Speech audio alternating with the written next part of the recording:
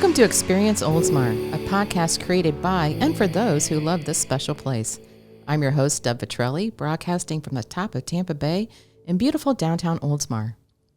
With school out for the summer, we invited Anthony Casale, Children's Services Librarian with the Oldsmar Public Library, to join us today.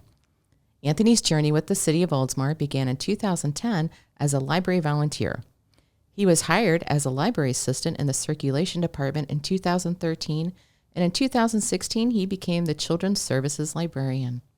He has a bachelor's degree in theater and a master's degree in library science from the University of South Florida. Go Bulls. Welcome, Anthony. Thank you. Thanks for having me. No problem. So when summertime rolls into town, our residents can always count on creative summer reading programs for our young patrons. Can you tell our listening audience about these programs? So what we're doing this summer, and of course I should preface, because we live in the era of COVID. Yeah. The summer that we're having this summer and the summer we had last summer are not the summers we would normally have. Correct. Normally we would be doing lots and lots of face-to-face programming. Summer was always our busiest time of the year. Yeah. Of course, can't really quite do that yet. So we're doing a couple of things that so far have been very, very successful. One of the big hallmarks of summer reading is we always do our timed reading logs. Okay. That's been a thing since long before I came on board, where kids have the opportunity to track their reading. And so what we do is we provide them, and I'm going to apologize for our listeners only. That's okay. I've brought some visual aids with me. Oh, nice. So what we have here is, this is our time reading log, and this log has got circles on it that represent 5 minutes of reading. Wow. And then there are these stickers right here. And so 5 minutes of reading means you put a sticker on a circle. Okay. And then once this sheet is completely filled up, bring it back to me. You can get a prize. Then you can get a brand new sheet and new stickers, turn around, do the whole thing over again. Man, they didn't have that when I was a kid. Me either. That's really cool. It is. The kids love it. It's a win-win because it keeps them reading during the summertime, and then it also incentivizes them and rewards them for reading. Better than an allowance. That's right. Get a prize. So that's with us this summer. Okay. I have also, during most of this time of this pandemic, I've been creating these take and make craft kits. Okay. That kids can just come in, grab everything they need, instructions, everything, take it home, make it, and then come back next week and do another one. So I've lined up a whole bunch of crafts that we're going to be doing throughout the duration of summer reading.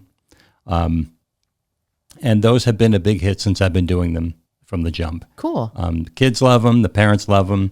So I've got those lined up. And then something new that I decided to come up with this summer is a scavenger hunt in the library. That one. So basically, and again, I've got the visual aid here, so my apologies to our listeners. I have created a sheet just like this that's got these images on it. Okay. And I've hidden these images throughout the entire library. And so what happens is each image has a number next to it. Kids can go throughout the library, find the images, write down the number. So each image has a line here. They write down the number next to it. Once they fill this up with all the numbers they've found, they bring it back to me, and then they can get a prize for that. Wow. Lots of prizes at the library this summer. So let's see. This summer, we're doing Hot Wheels cars. I've been doing those for the last few years, and the kids just love them. Oh, nice. So I've been doing those. I've got little mini squishies, which that's honestly been my big hit prize this summer. I did them last summer. The kids loved them, but this summer it's like every child wants a squishy. Were they like a gummy bear? Well, imagine stress ball for kids. Imagine a gummy bear. Okay. Maybe a little bit bigger, maybe twice the size. Okay. And you can't eat it, but it feels like a gummy bear. Okay. Basically, that's a squishy. A warm gummy bear is even better. Yeah. Well, really? Yeah. Things I did not know. So yeah, they love these things. I just had to replenish. I ran out this morning, actually, and I just got my new shipment in this morning. Oh, wow. So yeah, they love these. So I'm doing the cars, the squishies. Okay. I'm also doing, they make these little charms that if kids have Crocs. Oh, yeah. Croc shoes? Yeah. Okay. Yeah. So the Crocs have little holes in them. And they make these charms with these studs on the back that you can pop into the holes. Wow. I didn't know that. Yeah. Neither did I. But this is a thing. It's a trend. Wow. Yeah. Who'd have So, thought? so I've got a bunch of those. And then the last thing I'm doing is, I've got these keychains that are these big fuzzy emojis. Who loves emojis? Right. I do. So I've got those. Are probably maybe like 1.5 inches, 2 inches in diameter. Okay. And so I've got a bunch of those hanging on a cork board right behind the children's desk. And so they're numbered. So if they want an emoji, they just point to a number and I give them that one. Every single one's got a different face on it. Nice. Yeah. It's like Celebration Station. You get the tickets and you go up and get the numbers. So. Yeah, exactly. Winner, winner, chicken dinner. That's right. What about Reading with the Rays? I know that's been an annual thing that you guys have done with partnership with them. Yes. So we're doing that again, although Reading with the Rays prior to COVID was something that was very much a partnership between the libraries and the Rays, where they would provide the prizes, the materials, and we fostered it. They gave us the stuff to do the program. Because of COVID, essentially it's become a Rays-run program that we are here to help promote. Okay. But the goal is kind of the same as what we're doing with our logs, trying to incentivize kids to read. So the current format of the program is that kids and families, parents can go to the Rays website, which that is mlb.com/rays/community/reading. Oh my gosh. Go to that website, and there's a whole page devoted to the Reading with the Rays program. There's a PDF of this document right here. This is kind of the equivalent of their log, what they're doing. So you've got these bases right here, and each one represents several hours worth of reading. Okay. So when you start out at home and you go to first, that's 3 hours of reading. Then if you want to get to second base, you have to read 5 more. If you want to get to third, you have to read 7 more. And then if you want to make it all the way back to home, you have to read 9 more for a total of 24 hours of reading. But once you've done that, you can submit this form directly to them, and then they'll send you a voucher for 2 tickets to a Rays game. Oh, that's cool. Yeah, it's great. And they give you a choice of different dates, so you're not locked into just one date. Yeah.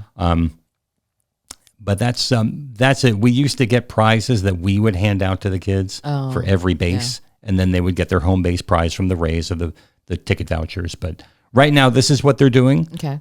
So in addition to going to their website, you can also just go to our website. Oh. So if you go to oldsmarlibrary.org, right at the top, there's a tab for programs. Mm-hmm. Just hit the kids drop down, and then that'll take you right to a link to the Rays page. That's cool. Yeah. Do you know how long that's going on with the Rays? Don't remember the exact cutoff date that they are doing this until. Summer.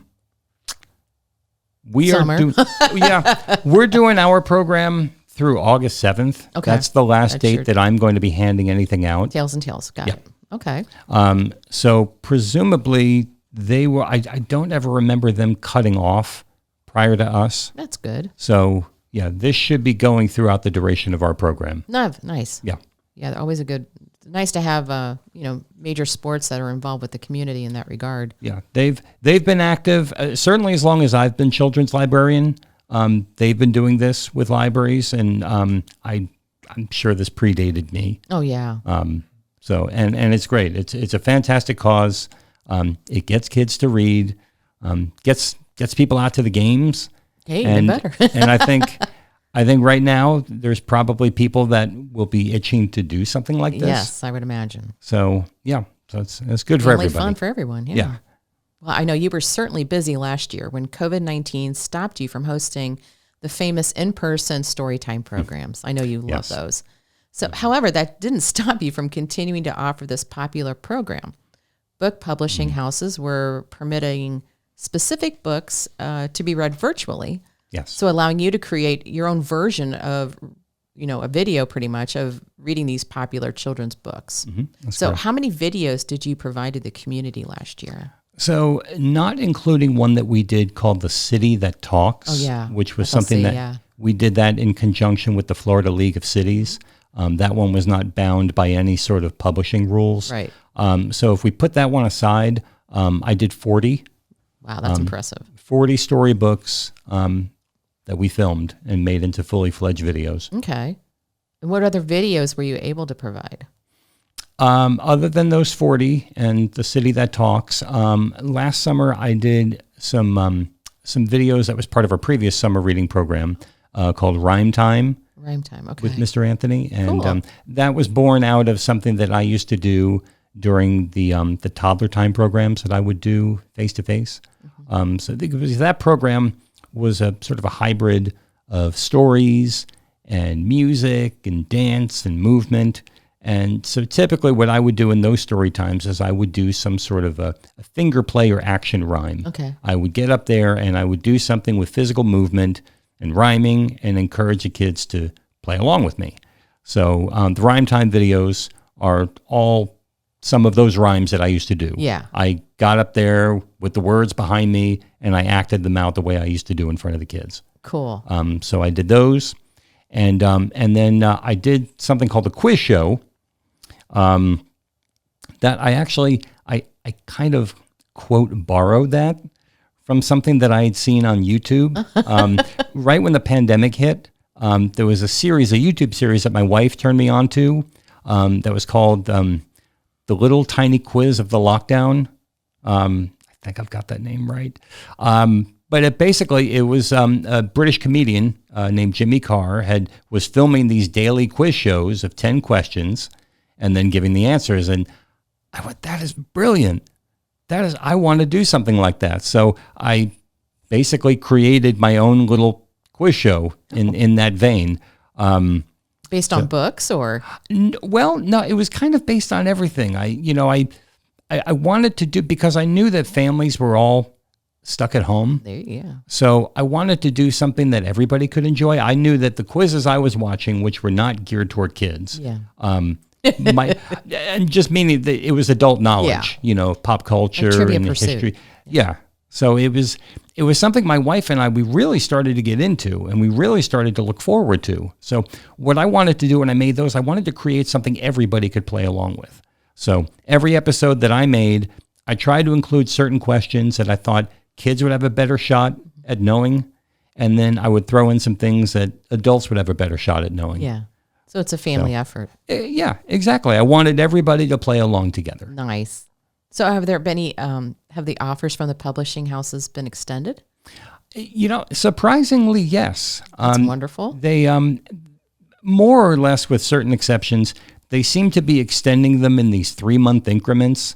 So when this all started in March of last year and everybody came out and said, okay, you can go ahead and use our books and, promote reading with your patrons. A lot of them said, okay, you can do this until June. Then as we started getting close to June and it was obvious that we weren't done with this yet, a lot of them were like, okay, you're good till September. Then we get to September, we're all still in this. Yeah. So, okay, you could take it to December. And that kind of brought us to about March when the vaccine started to become a little more widely available. Yeah. And I thought, okay, they've all got us till June, and that's probably going to be it. Surprisingly, a lot of the big publishers have pushed it out a little further than that. That's wonderful that they did that. It was fantastic. Yeah. It's been so great. We could not have done these videos, No doubt. without their cooperation and their permission.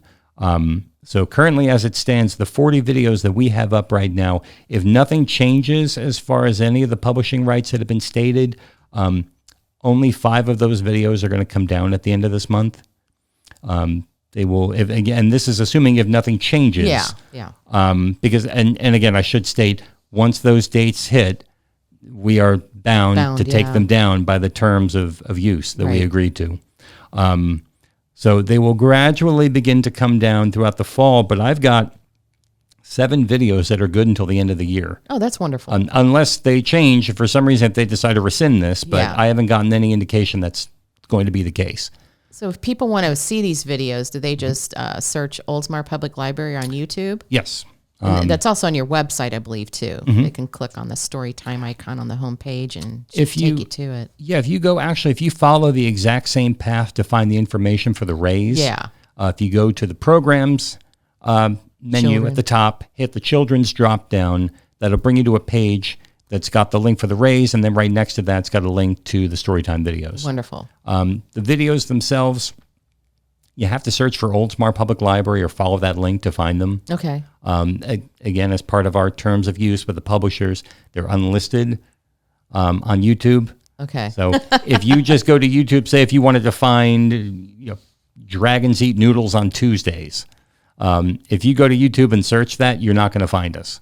You have to go and find our YouTube channel. Thank you. Yeah. And then, or follow the link on our website. Okay. And then they're all there. Wonderful. Cool. All right. Well, lovely. Lots going on. Oh, it's lightning round. My favorite part. Bring it on. So, Anthony, what was your favorite book as a child? Probably Green Eggs and Ham. I really liked. But I also had this fascination with the series of books at my my elementary library. The series of books on the Universal Studios monster movies. Oh my gosh. Every time I went in the library, I made a beeline for that section and took one of those books out. I had no idea they had those. When I was a kid, I think by that point, these movies were about 40 years old and cable was becoming a thing. So they were really starting to make the rounds on cable a lot. I grew up in an era up north where every Thanksgiving, they always showed King Kong on TV. I don't know why King Kong of all movies. Not a turkey, but an ape. Yeah. But that was like, for years when I was like, that was a staple. Where did you grow up? New Jersey. Oh, okay. Yeah. Well, King Kong went up on that Empire State Building. In New York, so close enough. Interesting. Well, I know you like to travel across the U.S. and explore unique foodie destinations. So what city is your favorite so far and why? St. Louis, Missouri. Oh, my hometown. Is it really? Yeah, it is. I didn't know that. Yeah. Oh, yeah. Emo's Pizza, toasted ravioli. You had to go to Ted Drew's frozen custard. I did. Oh, yeah. I've been there 3 times. Yeah. Yes. Almost every night we were there in the summertime.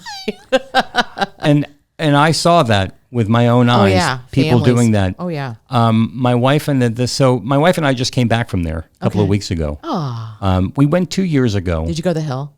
Yes. Okay, good. Yeah. Actually, we stayed very close to the hill. Nice. My wife and I, we came up with this idea years ago where we wanted to do a road trip to all the big barbecue cities in America. So we had mapped out this trip. It was pretty much going to be the whole center of the country.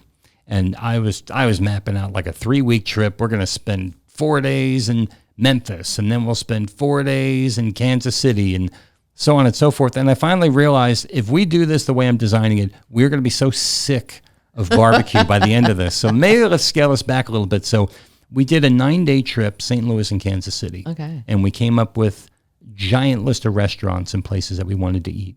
And let me tell you, this was the greatest vacation I've ever taken. And I'm including Paris. Oh my in that gosh. mix. I'm honored as a St. Louisan that you say that. You guys have all the best food. Oh yeah. Seriously. We tried food from 50 different places on that trip. Oh wow. And both cities we loved, but just pound for pound, we had so much love for everything we tried in St. Louis and everything we experienced in St. Louis. Yeah. The toasted ravioli. Went to Mama Toscano's up in the hill. Nice. Had that. Loved it. Gooey butter cake? You know what's funny is we didn't try gooey butter cake on the first trip. Okay. This past time that we went, I finally did get to try it. I thought it was pure sugar. It was interesting. Yeah. Like I got a square about yay big, and my wife didn't like it. I liked it, but I was like, I think that's enough. The little bit that I had is plenty. Yeah. But I mean, so again, having been to Paris, I had the most amazing croissants in St. Louis. Oh wow. There's a place called La Patisserie Choquette that makes a croissant they call the Darkness. Oh, geez. Have you ever heard of this? No. So it's a croissant that's made with an all-chocolate pastry.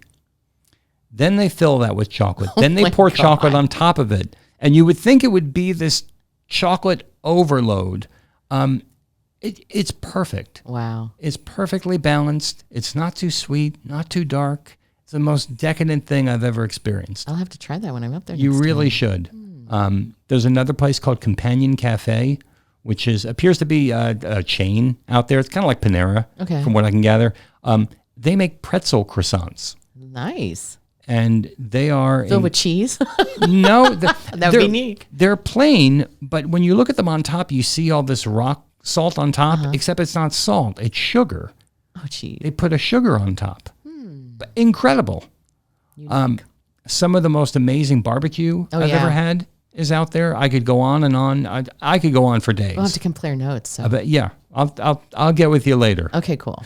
So, and finally, French fries or onion rings?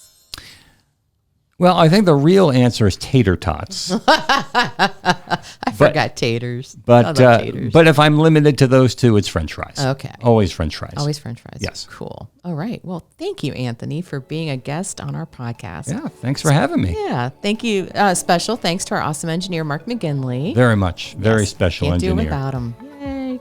So be sure to follow and like the City of Oldsmar on Facebook, Twitter, and Instagram.